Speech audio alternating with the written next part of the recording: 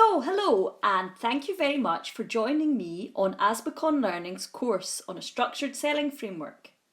Before we get into the course itself, I'd like to introduce myself and give you a bit of background as to who I am and why you might want to listen to me about the importance of a structured selling framework.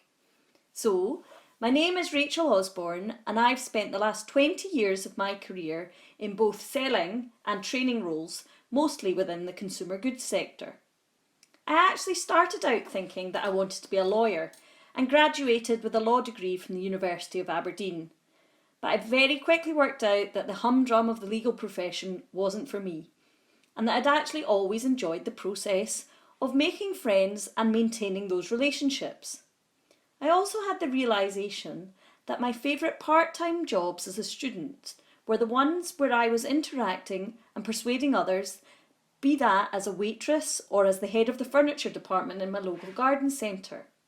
So this led me down an entirely different career path, and I started my first proper job with Procter & Gamble on their graduate training programme for their sales function. Actually, the sales function within Procter & Gamble was actually called Customer Business Development. This was probably because sales was, and maybe still is, considered a bit of a dirty word. And calling it customer business development kind of gives it respectability and also really defines what sales is really all about. It's about building your customer's business whilst you build your own business too. I spent 9 years at Procter & Gamble where I did both sales and training roles, and my biggest learning there was probably the importance of having a structured framework for all your sales calls. Without having a structure, salespeople can get into the habit of just winging it, and although that might work a few times, it's certainly no way to build a business or your own credibility.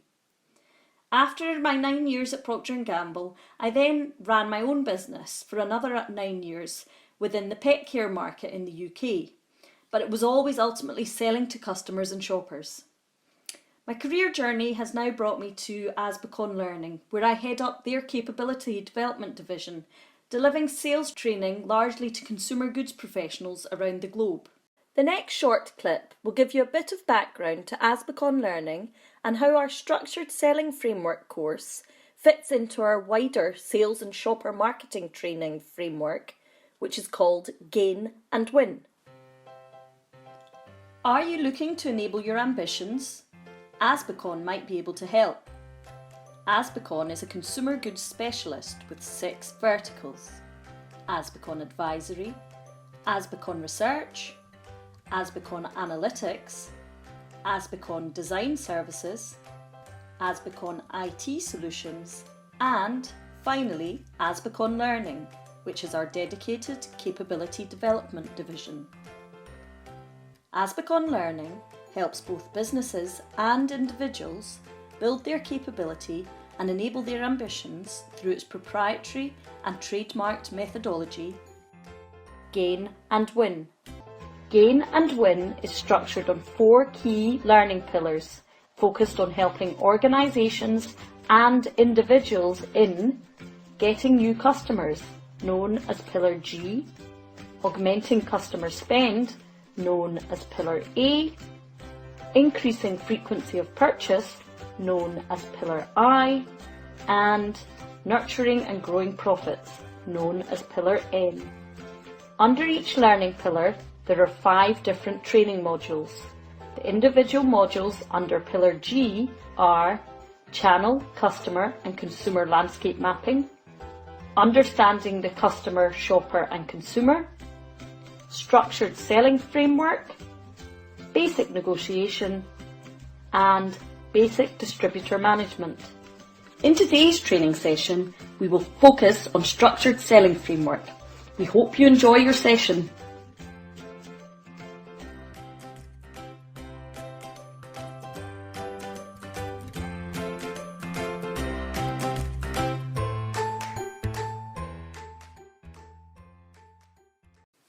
So I hope you enjoyed that short video and understand how this course on Structured Selling Framework fits into our wider framework of courses which are designed for sales and trade marketing experts. You will probably notice that most of our references in our courses come from the consumer goods market. This is really for two reasons. Firstly, most of my career has been spent in the consumer goods market, and so I have real expertise here. But secondly, I also imagine that pretty much every single person completing this course spends time shopping each week, whether that be in the supermarket to get your weekly groceries, in the corner shop to pick up some snacks, or getting your lunch in the local coffee shop. So, using consumer goods as a frame of reference should be easily understandable to everyone, but the structured selling framework itself can be applied to selling in any environment or industry, so it should be useful to everyone in whatever role you're in. Finally, before you get into the course yourself, I just want to introduce Zara. She's my virtual trainer, and you'll see her appearing on the screen throughout this training, helping me out. I really hope you enjoy the course. Thank you. Hi there, my name is Zara, and as Rachel said, I will be your virtual trainer throughout this module. Okay, before we start, let's answer a quick question. What do you think the role of a sales executive is? Is it acquisition of new customers, revival of old or dormant customers, retention and relationship management, internal reporting, competition tracking, or is it all of the above or none of the above? Take a few moments to think about the correct answer, and I will then show you the correct answer on the screen. The correct answer is all of the above. A sales executive has a very varied and diverse role with their customers, meaning that the job is far more than just selling. So it is clear that a sales executive plays an extremely important role with customers, influencing them at many different levels and touch points. Your personal influence is absolutely crucial to both the success of your own products and the success of your customers' businesses. Now that we know that sales executives play a very important role, would you like to know what differentiates a winning salesperson from an average salesperson? The key difference is a winning salesperson uses a structured selling framework. In this module, we will be looking at the 8 steps of a structured selling framework, which will provide the structure to all your sales calls. This framework is used by sales executives at all levels when selling. I myself started using a structured selling framework from the very beginning of my sales career, and you will find that most of the great sales directors still use this type of process when selling to their customers. Before we get into the detail of the 8 steps of the framework, I just want to touch on another key aspect of selling. Have you ever heard of the 4 sales fundamentals? The 4 sales fundamentals will be part of what you influence on the daily basis with your customers. So let's now take a look at the sales fundamentals first. I would now like you to complete a short exercise. From the options on the screen, can you pick out the 4 sales fundamentals? If you've studied business or marketing, you may have also heard these referred to as the 4 Ps. Take a few seconds to think about what you think the 4 sales fundamentals are. You could perhaps even write it down, and we'll then show you the correct answer on the screen. So, the 4 sales fundamentals are product, price, promotion, and placement, or what is sometimes known as merchandising.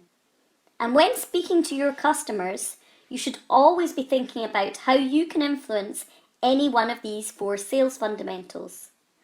I would now like you to take a moment and think about one of your key customers and how you are currently influencing these sales fundamentals. The 4 sales fundamentals are an integral part of the structured selling framework, so please bear this in mind as we now look at the 8 steps of the structured selling framework. We are now going to look at the detail of the structured selling framework. The structured selling framework has been designed after a lot of discussions, observations and inputs from many sales professionals. The structured selling framework can help you make positive customer calls, and you will emerge as a winning salesperson and not just any ordinary normal salesperson. There are 8 steps to the structured selling framework. In this next section, we will learn about all the 8 steps in detail. It begins much before you go and meet your customer. Similarly, it ends much after you complete your call and come out of your customer call. Let's now see what these steps are. As you can see here, the structured selling framework is divided into 3 sections, which are steps that take place before the call, steps that take place during the call, and steps that take place after the call.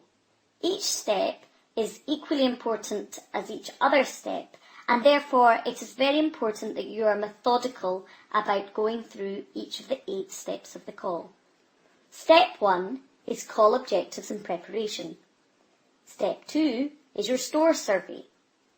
Step 3 is the merchandising check. Step 4 is reviewing priorities. Step 5 is the effective sales framework. Step 6 is concluding the sale. Step 7 is analysing the call. And Step 8 is administration and next steps. At this point, I would like you to note that steps 2 to 4 are very much about understanding the sales fundamentals, and steps 5 and 6 are the stage where you will ultimately be selling to your customer. This is something that we call charm your customer, but more about that later. We shall now look at each of the 8 steps individually.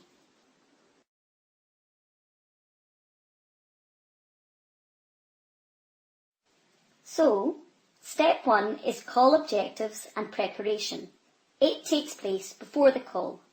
When you're preparing for your call, these are some of the points that you should be thinking about. Firstly, what are your call objectives?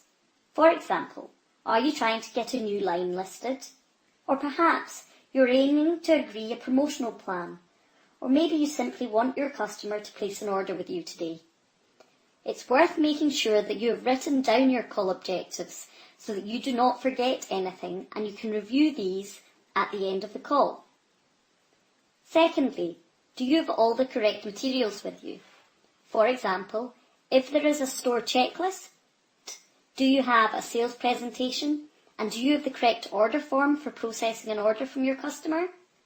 You may also wish to have a camera so that you can take photos of both your and the competitor's products in the store. Finally, is there any follow-up from your last meeting with this customer? There is nothing buyers hate more than salespeople who promise the earth and then don't follow up on the commitment. Individuals like this give salespeople a very bad name. Steps 2 to 6 take place during the call. They are Step 2, the store survey. Step 3, merchandising. Step 4, reviewing priorities. Step 5, the effective sales framework. And Step 6, concluding the sale. So, Step 2 is the store survey. Steps 2 and 3 together are your chance to check the 4 sales fundamentals. Firstly, product. The types of questions you would want to ask yourself during the store survey are your products actually in stock, and is there enough stock? Also, are all the SKUs you would expect to see actually on the shelf? This is also your chance to check what competitor brands are in stock. You would then want to check the price. Is the pricing of your product as you would expect it to be? Is your customer selling at the recommended retail price?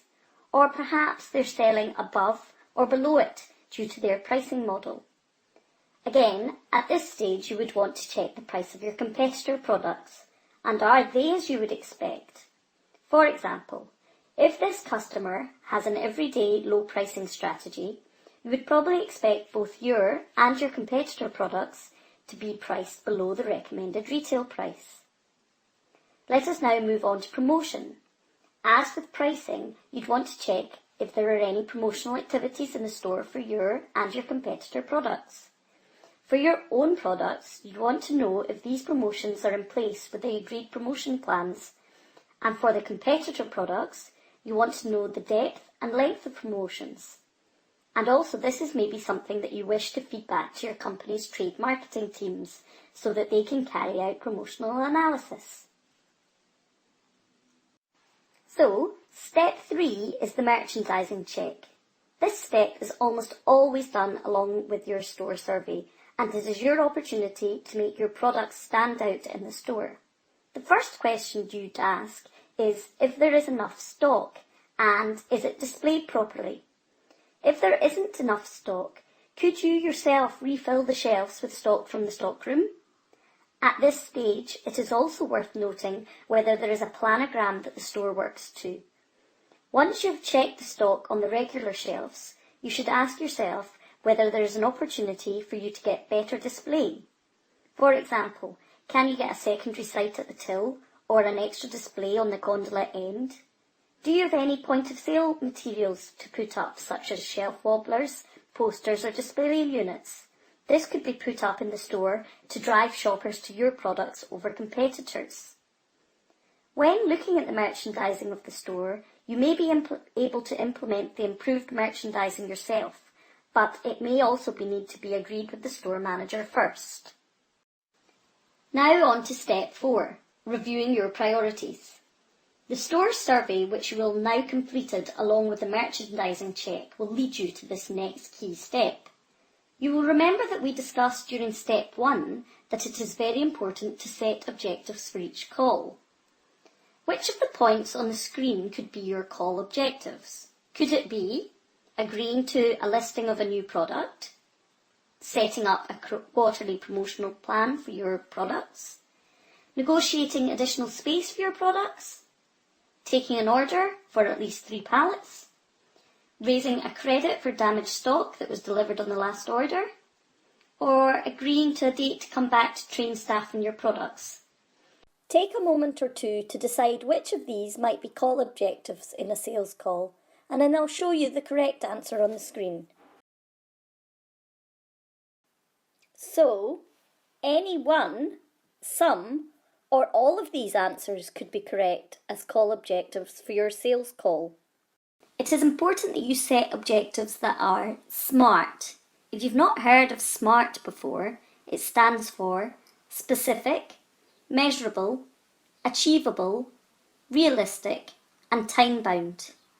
And in all aspects of goal setting, whether that will be externally with your customers or maybe internally with your boss, you should make sure that your objectives are specific, measurable, achievable, realistic, and time-bound. We'll now look at step 4 and its correlation with step 1. It's quite possible that the objective you set before starting the call is not in sync with the current position at the store, which you've assessed during your store survey and merchandising check. For example, your planned objective was to obtain an order for 250 cartons of product A. However, after having gone through steps 2 and 3, you realise that there is actually enough stock already available for product A. However, there is potential for ordering product B as the customer is running low on product B. Therefore, in this step where you review priorities, your objective might be amended to get an order of product B instead of product A.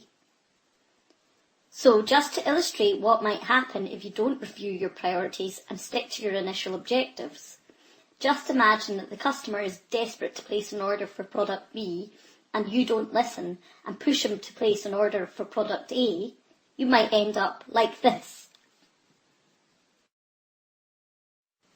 We will now move on to step 5, which is the sales presentation itself, which we like to call the effective sales framework.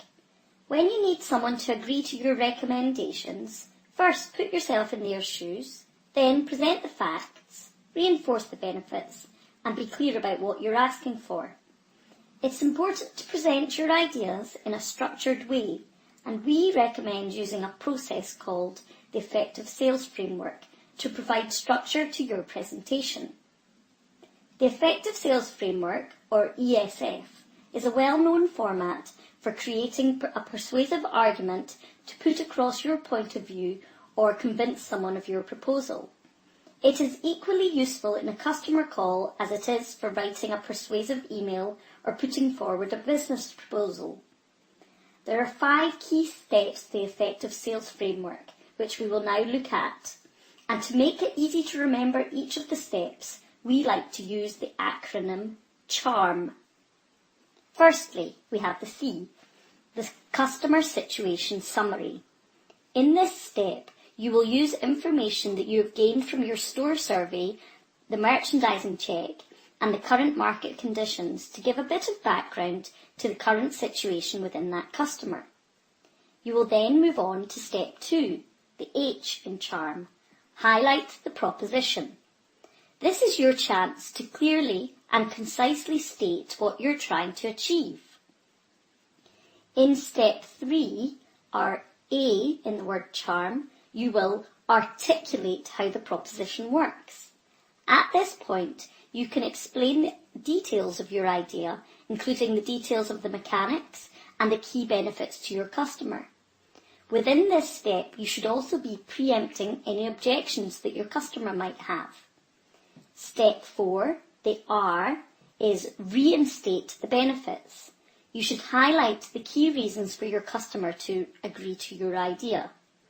And finally, step 5, the M in CHARM, is make the sale. This is where you will close the sale with very easy next steps for your customer, so that it is easy for your customers to say yes to your proposition. Step 6 will be done alongside step 5, and this is your chance to conclude the sale. So, you've used the effective sales framework to get your customer to agree to your objectives, and you've suggested a next easy step. You now need to pin him down by concluding the sale with extremely concrete next steps. For example, it could be processing his order, getting him to sign a promotional agreement, maybe raising a credit note for damages, or agreeing a date for your next meeting. As with objective setting, make sure that your next steps are SMART. And remember, SMART stands for specific, measurable, achievable, realistic, and time-bound. So, we are now moving on to the steps that take place after the call.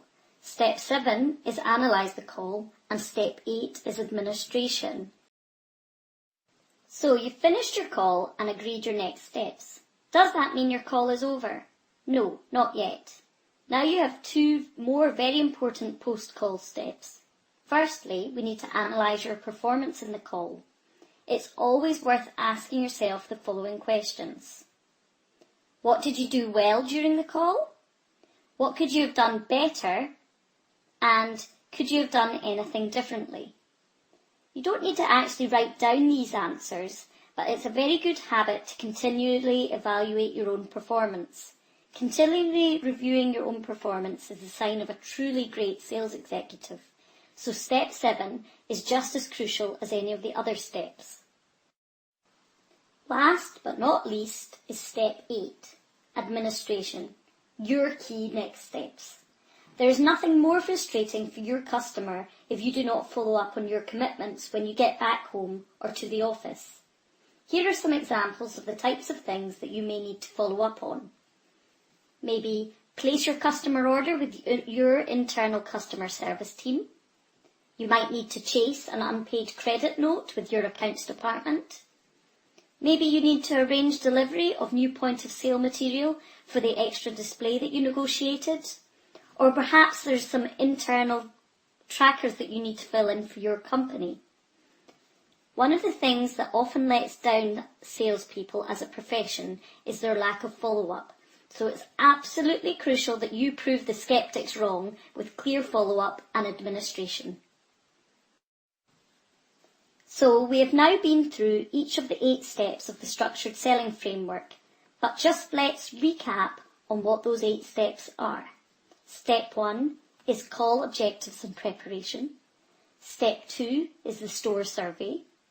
Step 3 is merchandising. Step 4 is reviewing priorities. Step 5 is the effective sales framework, which we then broke down into charm your customer. Step 6 is concluding the sale. Step 7 is analysing the call. And finally, step 8 is administration and next steps. These steps are just a framework, and it would be up to you to use your strong communication skills, creativity and business acumen to bring this to life when selling to your customer. We are now going to try and bring this to life in the form of a role play. I will now hand over to Rachel, who will take you through an example of the structured selling framework in the form of a role play, and she will introduce you to the characters in this role play. Thank you, Zara. So let me introduce Robin. Robin is the sales executive of a famous consumer goods company called Chisbury Foods. As the name suggests, Chisbury Foods deals in the production and marketing of food items which include bread, biscuits, cakes, pastries and many other sweet and savoury products. Robin has recently joined Chisbury Foods as the UK Midlands Territory Sales Account Manager.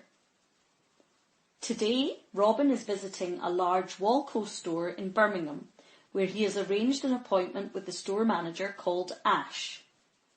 Before he arrives at the store, he has planned his objectives for the call. This is step 1. He intends to carry out a store survey and check versus the sales fundamentals, ensure that the new Chisbury cake range that was listed at head office is in store and displayed with new point of sale material, and finally he intends to take an order of Chisbury Foods products for delivery on Friday. Robin arrives at the store and ensures that he has everything with him before he goes into the store. He then signs in at the store kiosk and then lets them know that he is here to see the store manager, but that he will carry out his store survey first. Robin now carries out his store survey, checking the full cakes and biscuits picture, but focusing in particularly on the Chisbury Foods products. This is steps 2 and 3 of the 8 steps of the call. During the store survey, he notices that the new Chisbury cake range is not on the fixture, and there is no point of sale for the new range. In addition, there is no pricing on the fixture for any of the Chisbury Foods products. Robin is about to meet Ash, the store manager, but before he meets him, he reviews his priorities. This is step 4. As a result of his review, he adds on an additional objective for his call. So, just to remind ourselves of the objectives. Firstly, to carry out a store survey and check versus the sales fundamentals. This step has now been done. Secondly, to ensure that the new Chisbury cake range that was listed at head office is in store and displayed with new point of sale material. Thirdly, to ensure the correct pricing is displayed on the shelf for all Chisbury food products. This is a new objective as a result of the store survey. And finally, take an order of Chisbury Foods products for delivery on Friday. Robin now meets the store manager Ash. It is at this stage that you will see steps 5 and 6 come to life. Robin says, "Good morning, Ash. It's great to see you again. How are things going? And how's the Chisbury range selling in store?" Ash replies, "Hello, Robin. Yes, you'll see the store is very busy and in general sales are going well. But I don't think the Chisbury range is selling particularly well. I may have to reduce the amount of space it has." Robin says, "Oh gosh, that is a shame because the Chisbury range is selling very well in the other Walco stores near here. In particular, the new range of cakes is flying off the shelves." Robin continues, "Ash, would you mind if we walk over to the fixture to take a look?" Ash replies, "Of course, no problem." Robin takes Ash to the fixture and says, "You'll notice the new range of cakes isn't on the shelf yet. Do you know if you have any in the storeroom? If you do, I'm happy to put them out on the shelf, and I can put these shelf wobblers up at the same time. I'm absolutely sure that with the cakes on the shelf and the shelf wobblers up, they will start selling very well for you, just like they are in the Walco store a mile away." Ash replies, "Of course, Robin. I'm very busy and have no idea why the new cakes haven't made it to the shelf. If you're happy to put them out, then please go ahead." Robin replies, "I'll do that for you right now. and whilst I'm at it, I'll make sure that the right pricing is on the fixture, as none of the products have any prices up. Ash replies, OK, go ahead. Robin then goes to the storeroom and sorts the fixture. He then visits Ash again and says, I've put the new range of cakes out and merchandised the fixture, and it looks brilliant. Whilst I was in your storeroom, I noticed that you have very little stock left of any Chisbury products. Would it make it easier for you if I just take an order just now, and then you don't need to remember to phone it in? I'll make sure that our warehouse gets it delivered to you for Friday. Ash replies, that would be great, and it saves me a job later today. Ash then gives Robin his order, and he thanks him and arranges to revisit the store next week. Robin returns to his car and analyses how the call went. This is step 7. Before he drives off, he phones in Ash's order to the Chisbury Foods Customer Services Department, and he notes in his diary the date of his next call. These are part of step 8, the administration stage. Hopefully this role play has given you a flavour of how you can use the structured selling framework even in the simplest of calls. Okay, so hopefully you found that role play useful in seeing the 8 steps of a structured selling framework being brought to life. But finally, just to recap on the 8 steps of the structured selling framework, let's look at them. Step 1 takes place before the call, and it is call objectives and preparation. Steps 2 to 6 take place during the call, and steps 7 and 8 take place after the call. And within the framework itself, it's worth remembering that steps 2 to 4 are your chance to fully understand the status of the sales fundamentals, and steps 5 and 6 are your chance to charm your customer. Well, that's us almost reached the end of the formal part of our training on having a structured selling framework.